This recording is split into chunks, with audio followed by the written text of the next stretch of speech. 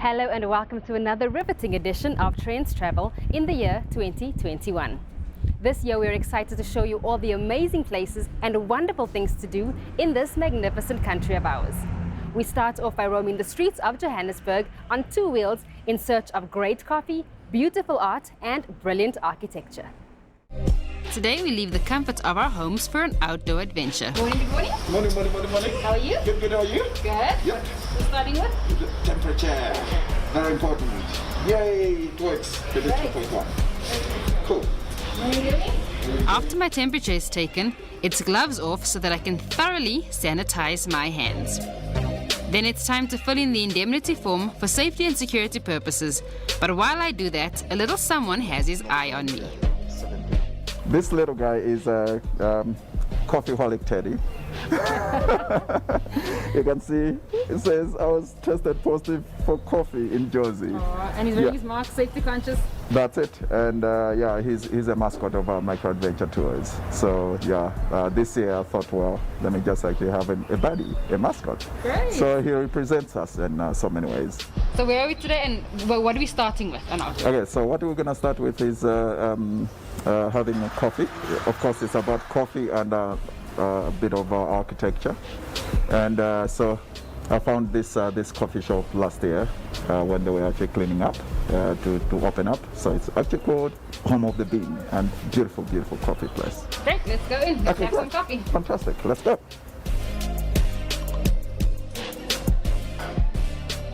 Once seated, I take advantage of the coloring book as I wait for my drink.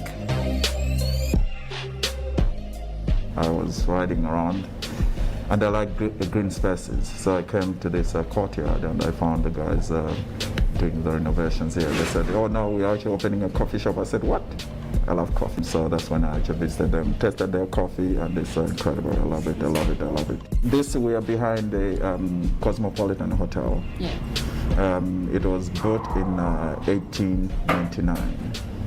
But you remember 1899, there was the Anglo-Boer War, the second Anglo-Boer War. And they had to stop the construction up until 1902. That's when they started off again. And the guys who were behind it was Arthur and Walter Reed. Those were the architects, the builders. And it was known to be the watering hole of the eastern side of Joburg. But this was considered to be the run club of the East, right? Yeah. Where you didn't need the membership. The courtyard here, they have actually opened, I think, 2 years, a year and a half or two. Yeah. And it's a beautiful space where you can hide out and, just have your coffee, enjoy your coffee. After we had ours, it was time to ride. Hey guys, I'm totally excited to be out here in the streets of Joburg. We'll be doing a tour following the streets of Joburg, a bit of architecture, a bit of coffee, a bit of art. I'm kitted out in my shirt and in my mask. I'll be putting my helmet on soon. Safety first, let's go.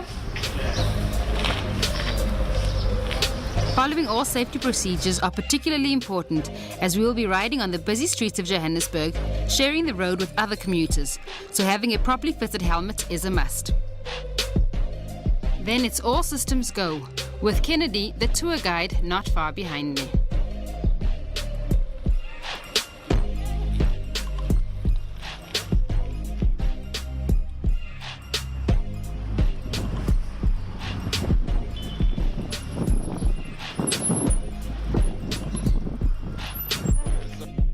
I let him take the lead as we head out into the real streets and into traffic, before stopping here.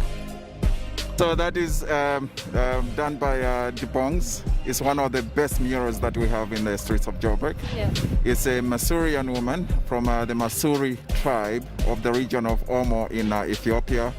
And the title is She Has Risen. She's a provider, a protector. You can actually see in the rifle that she has that signifies that she's actually protecting.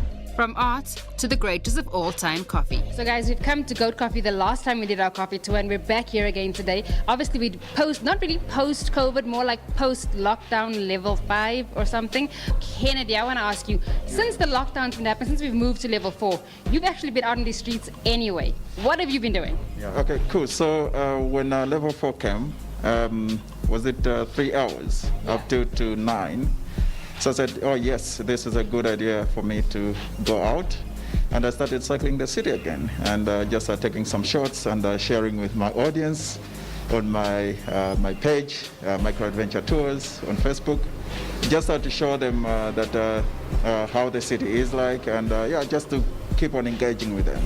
Okay, so what can people who want a tour look forward to? Because I know that you have the graffiti tour, the coffee tour, the architectural tour. Tell us a bit about each. Okay, cool. So the graffiti tour is so rich. Joburg is known to be the mecca of street art in Africa, and we've got beautiful murals, the ones which we've also seen today, and we've got the best artists like the Bongs, Farquhar, and so there's so much to see in the streets. I call it a gallery in the streets of Joburg. Mounting our bikes once again, we go in search of this gallery in the streets, which brings us to Maboneng. We have the Bongs 1, the same artist who did the Masurian woman that we saw at first, right? And that's about the hairs. That's the lady is proud of her hair, and she's just enjoying her hair, right? And then it was a collaboration. You can actually see the googly, colorful eyes. That is by Senzo. He's actually based in Soweto. 2021 doesn't have to be like 2020 at all if we all adhere to the safety regulations put in place. 1, always wear your mask. 2, always practice social distancing. 3, keep washing your hands with soap and water or use an alcohol-based sanitizer. And 4, avoid touching your face. Let's keep infections down and ourselves and our families and communities safe.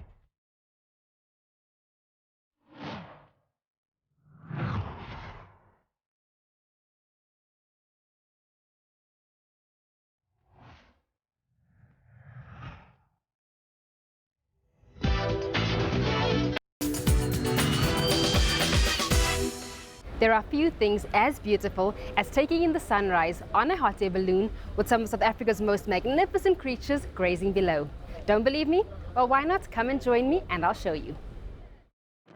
Our day starts on the mountain resort of Pilanesberg, well before any stirrings of life and light. The mountain is named after the late Kgosi Tidimani Pilani of the neighboring Bakgatla Bagafela. We are on the road at 4 a.m. in the stillness and coolness of the morning, before the heat of the day sets in, making the long drive to the game reserve, where we will be taking to the skies. We enter the reserve at Bakubung Gate. It is here that our land guide rifles up for safety before we cross the threshold into the reserve, surrounded by uncaged wild animals as the sun begins to rise. In the morning, we're up from about 1:30, 2 o'clock in the morning. Weather checking. Preparing, we come out here earlier than you guys, doing test balloons, checking our launch sites, checking the whole areas, making sure everything's safe before we actually fly the balloon. So everything before you guys actually arrive, all the checks have been done, so we set the balloon up and then we take off on a safe flight. With the sun up in all its glory and our air ride finally in sight, it's boarding and safety guidelines. 2 hands on rope panels. Just practice that for me. Like this, and bend down, and that. Right. If anything comes unlodged when you're landing, worry about it later. It's important you stay hanging on and you're safe, right? If you fix everything else later. Okay. Don't hang on to this, anything like that. I do over brief it, over stress it, because if the wind's build up, I haven't got time to reach over you. Okay. If it's calm, you'll see it's calm. So Yeah. it's fine. Okay? Great. Cool. So what's your name? Eloise. Eloise. Okay. So none of you guys mind being on camera? You all want to be movie stars? Are you here with your scalumpies and not with your wives? We're going to know.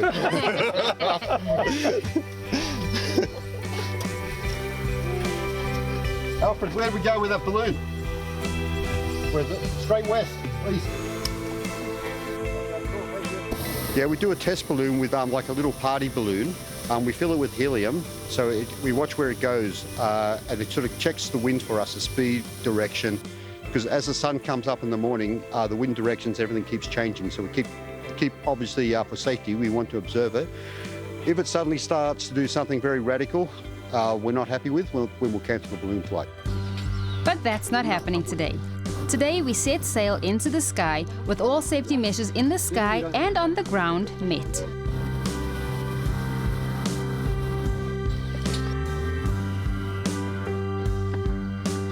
We do have our guides with us. They're all licensed rifle carriers. As well as with the balloon crew as well, we have another rifle guides who are just walking around observing.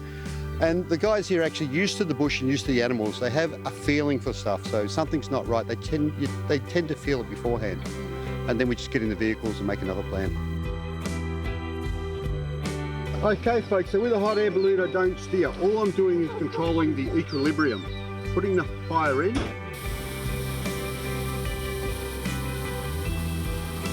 Getting it to its equilibrium, adding a bit more fire and the balloon rises like it is.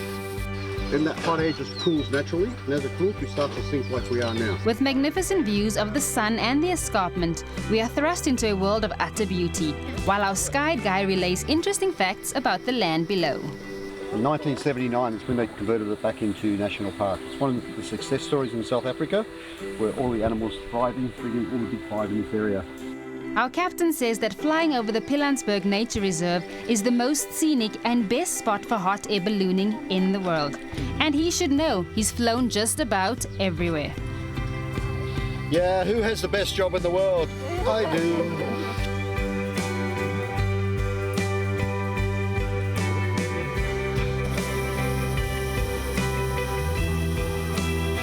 The silence and beauty is mesmerizing. It's good to see we've had a bit of rain. You can see the creeks and the rivers here flowing a little bit. During winter here, it's very dry. It's just this time of year is when we get our wet season. When it rains overnight, I love it because it seems to clear it up for the morning. But like this is when we get our rain, so during the winter it's just dry. Better for flying balloons in winter than now. During this time of the year we cancel a lot because of the weather conditions, storms and all the rest, unstable conditions around. So it's always safety first. Where do you get your weather data from? Everywhere. But there's aviation weather sites too, which gives us our local weather as well. Yeah, you can see the dam wall on this side. It's all man-made, so all full of crocodiles and hippos, and it's got some crocodiles in there bigger than this basket. Little belts with the hand-aid. And you get a lovely reflection of the balloon now as well. It is a sky safari, a game safari, yeah. Looking at the crocodiles, the hippos. And on the mountain over here, right up top of that, not the first one, the left one, you can see a little white thing? The balloon flight's generally around 1 hour, 60 minutes. But from 45 minutes, we're looking for landing. And as you've seen this morning when we come into landing, we're going to land there, the wind changed, took us over some roads and over a creek, so we kept going for another 10 minutes or so. So it just varies. The ground crew has been meticulously following the hot air balloon, chugging the trailer along with it and mapping our landing so that when we touch ground, they are there to help. So they're always here, they work very hard, always here, always happy, and they work hard packing the balloon up and doing all that work where I don't have to. When one thinks of Hillbrow, it's usually associated with crime and the city's undesirables. But it's one of Johannesburg's oldest suburbs and is home to a diversity of people from all walks of life. It may be a bit dilapidated now, but it still maintains its vibrancy. Hillbrow is where Africa meets. The hustle and bustle, almost tangible. This suburb never sleeps. Our tour of Hillbrow starts at the iconic Ponte, a 55-story cylindrical building built in 1975 and situated at the end of Lily Avenue. Lined with jacaranda trees, the view from the top is just beautiful. But we take to the streets and it's a different kind of beauty. We are Dlalanjes. Dlalanje is a Zulu word that means just play. And today we're going to be taking you on a Hillbrow walk. So firstly, we're going to visit the streets of Hillbrow. We're going to take you guys through some of the most hectic buildings. Some of those are high-tech buildings. Some of those are very, very good-looking buildings. So we're going to show you the architecture of Hillbrow and taking you through the most diverse area in Johannesburg. So you guys will get to see some of the oldest buildings in Johannesburg and also get to see the culture and how people live together in the streets. So Joburg is known for its diverse and all these people coming from different countries and managing to live together in the same place. So you get to witness that, and then you get to witness some of the most old businesses in Hillbrow, as everybody knows how the reputation of how Hillbrow was back in the 70s. So you guys will get to see a clear picture on how Hillbrow is now compared to how it was back in the day. So a lot of these things are still visible in the streets. We're going to take a walk through the most busiest streets, Pretoria Street in Hillbrow, and you guys are going to get to see the Telkom Tower through the Summit Club, and we're also going to do a little bit of Perea, and you guys are going to get to do some shopping as well in the market. This was once home to the rich and famous, and everyone wanted to be seen here. But overpopulation and a high crime rate in the area dimmed the spotlight on the suburb, and it lost its prestige status. The streets are so busy, so everything is fast-paced. So instead of strolling down the streets, we quickly dashed to Pretoria Street, synonymous for being the best spot for parties and nightclubs way back then. On Pretoria Street, you'll also find the bustling High Point, a skyscraper of apartments built on top of a shopping center. One of the oldest shops in Johannesburg is also on this street, and surprisingly, it's still operational to this day. We keep walking and grab a snack on the side of the road, grilled chicken necks. They say you can get anything you want in Hillbrow, and that could be true. On the side of the road, right on the pavement, we were able to get food, accessories, and you can also grab a chair and get your hair done. Now, back to history. In 1946, the City Council removed height restrictions. After that, some of Johannesburg's tallest buildings were built. The famous Hillbrow Tower, now known as the Telkom Tower, is 269 meters high and has become a Johannesburg icon. You can see it from almost anywhere in Johannesburg. Our next stop was the market, also on the pavement. Convenient and affordable. Here you get fresh produce and other delicacies. These vendors cater to their market. Some of their customers are from West Africa, so they sell what is familiar to them. Like this fish, a caravan fish. It might look very scary, but apparently it's very nutritious. I think I'd rather see it on a plate already cooked. Hillbrow is home to thousands. Many have come and gone, and with gentrification programs in place, it might just return to its glory days, or even better.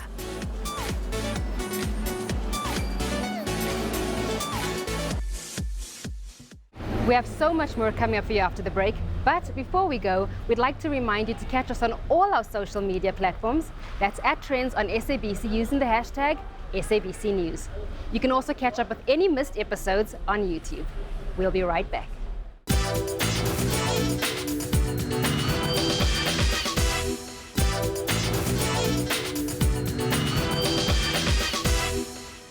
What would Trendz travel be without a bit of gastronomy? Cue mopani worms or amasonja. These are a delicacy throughout Southern Africa and countries like South Africa, Botswana and Zimbabwe. Puleng shows us various ways to prepare and enjoy them. The healthiest of meals require very little ingredient and take just a few minutes to prepare. Today we indulge in masonja or mopani worms. Looking at this, chef, it looks like it's a dish for 2 people. How many people can you serve after you have prepared the dish with this portion specifically? I can say it depends how much people love their mopani worms. For me, that will be enough, yes. Yeah. For me, as one person, it will be enough. But from that, I can say 4 people will be enough, exactly. Okay. Yes. Okay. So it's not like a main, it's more of like A snack. A snack. so Yes. it's a snack. Okay. But traditionally, people will have that with pap. Oh. Yes. Because it's high in protein, remember, and very nutritious. So firstly, what we're gonna do, we just need some oil to put in our pan. And then just gonna take your onion.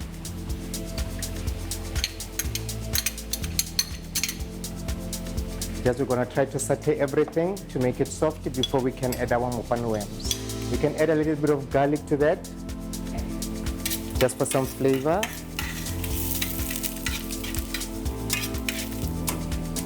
I prefer to do the tomatoes first also, so they can cook before you add your mopane worms, and then you're gonna just give it some water, just to hydrate everything. So what's the water for?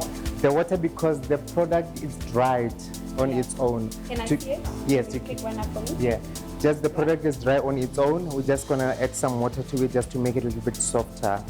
Should I say more edible to some people? Yeah. Yes. Okay.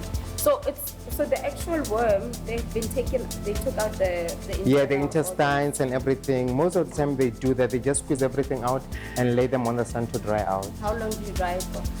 It depends how hot it is. Yeah. But sometimes, 2 days or 3 days, that will do. So our onions and tomatoes looks ready. We're just gonna take our mopane worms, just add it in. Oh, you don't put all the water you put once you put Yes, yes, yes. We're just gonna add the water as it is cooking. You can actually smell it already. Once all your ingredients are in, let it simmer for just 10 minutes. All right, shall we see how we're doing over there? Yes. Oh, I see now what you're doing. Yes, you can see the color is The changing. water is also Yeah. getting less and less. Yes, and then you can see they're getting softer and softer. So as soon as the water is evaporated, and then that when you can add a little bit of chili, and then we're ready to go. Yes, just a few minutes to go, then they'll be ready. You can see it looks a little bit. It looks different. Yes, it looks different, Yeah. and then you can see it's still got everything on it. So that's why we say it's a high protein dish, because you don't lose anything there. And in no time, the mopane worms were plumpy and looked yummy. All the ingredients had come together so deliciously. So chef, what will you be serving this with today? This can go as a side dish with our butternut, and then a morojo, and then we can do some sweet potato if you want. And then yes, we can just go and try this out. All right, let's go. Thank you. Pulen, come through to the food which we just prepared for you today. A traditional feast fit for the occasion. I came here all the way to Limpopo to be in Mokopo with Euphoria, so I might as well just do what the locals do. Yes. Eat traditional Limpopo dish. Kena li bogobe, kena li mopane worms.